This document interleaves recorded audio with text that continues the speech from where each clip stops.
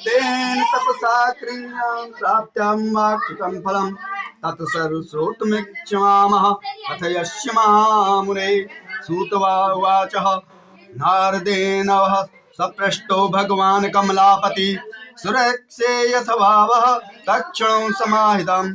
एकदा नारदो योगी परानुग्रह कांडक्षा पर्यटन विधिनान सौनक आदि 88,000 जो ऋषि पुराण वेता सूत जी से पूछने लगे, जिस व्रत अथवा तप से अपना अभिष्ट फल प्राप्त हो उसको हमारी सुनने की इच्छा है। हे महर्षि, आप हमसे कहिए। सूत जी कहते हैं, एक समय नारद जी ने इसी प्रकार लक्ष्मीपति श्री विष्णु भगवान से पूछा था।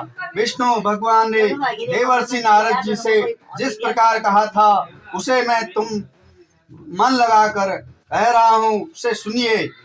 तो एक समय नारद जी ने दूसरों की भलाई करने की इच्छा से अनेक अनेक लोकों में घूमते हुए मृत्युलोक में आगमन किया और यहाँ आकर अनेक योनियों में उत्पन्न हुए समस्त मनुष्यों को तरह तरह के क्लेशों से युक्त और अपने दुखों से दुखी देखकर इन प्राणियों का दुख शोक इस प्रकार से कम हो सकेगा, ऐसा मन में सोचकर जो है नारद जी भगवान विष्णु के पास गए।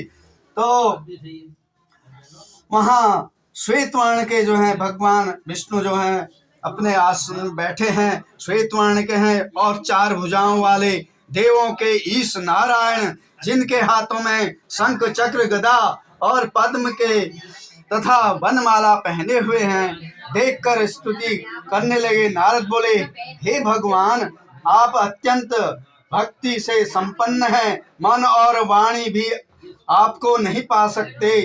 आपका यदि मध्य और अंत नहीं है, निर्गुण स्वरूप होते हुए भी अनंत अनंत गुणों से आप युक्त हो, संपूर्ण सृष्टि के आदि भूत और भक्तों के दुख को नष्ट करने वाले हो, आपके लिए मेरा नमस्कार है।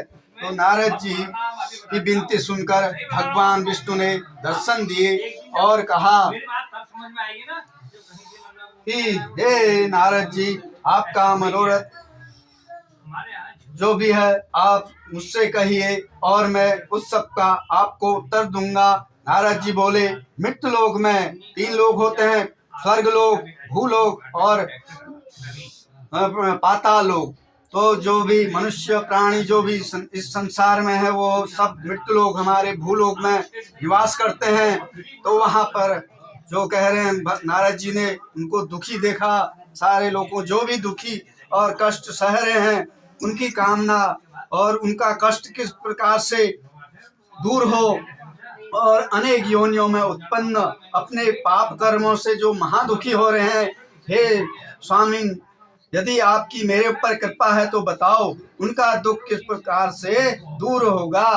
तो ऐसी कहकर भगवान ने कहा, हे पुत्र, तुमने संसार के ऊपर कृपा करने की इच्छा से बड़ी उत्तम अच्छी बात पूछी है और किस उपाय के करने से प्राणी जो है मोह से मुक्त हो जाता है और उससे सुनने से मैं तुमसे कह रहा हूँ, बहुत पुण्य प्रदान करने वाला स्वर्ग और मृत्युलोक में परम दुर्लभ व्रत है और तुम्हारे स्नेह से मैं उस व्रत को कहता हूँ। श्री सत्यनारायण के व्रत को भली भांति विधि पूर्वक करने से प्राणी शीघ्र ही सुख को भोगता है और परलोक में मोक्ष को प्राप्त होता है। भगवान के ऐसे वचन सुनकर नारद ऋषि बोले, हे भगवान, उस व्रत का क्या फल है और इसका क्या विधि है? इस व्रत को किसने किया है और इसको करने से क्या फल मिलता है? किस दिन करना चाहिए? यह सब मैं विस्तार पूर्वक आपसे कहता हूँ।